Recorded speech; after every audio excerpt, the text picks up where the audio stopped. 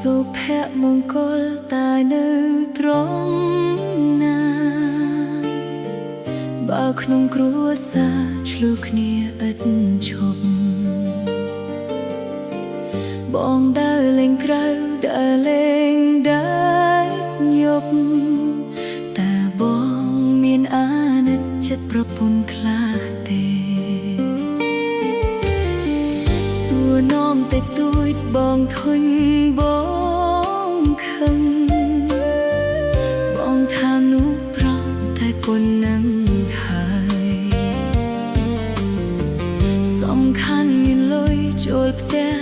ឲ្យចាយបងមិនដែលមានពេលឡើយសម្រាប់ប្រពន្ធកូន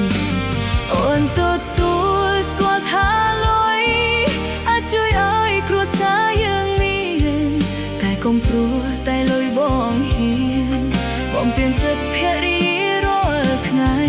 បងថាហត់នឹងការងារ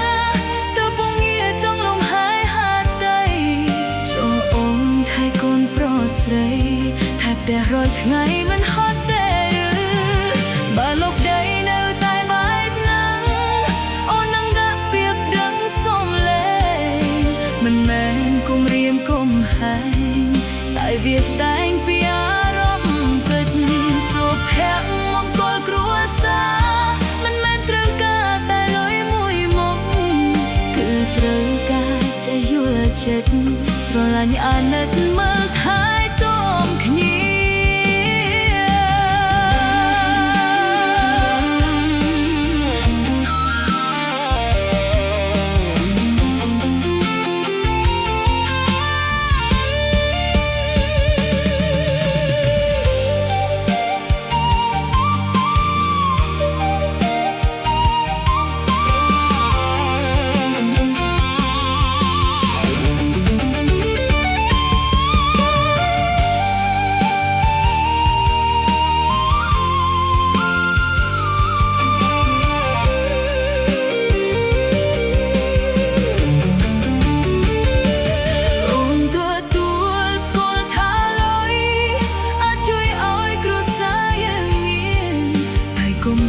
តែលុយបងហ៊ាន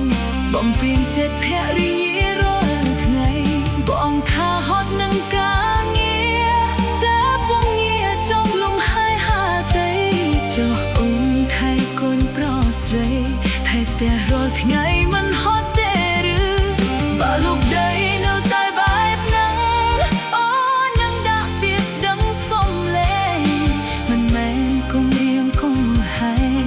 តែវាស្ដែងពីអារម្មណ៍ពិតសុភមង្គលគ្រួសារមិនមែនត្រូវការតែលុយមួយមុខគឺត្រូវការចេះយល់ចិត្ត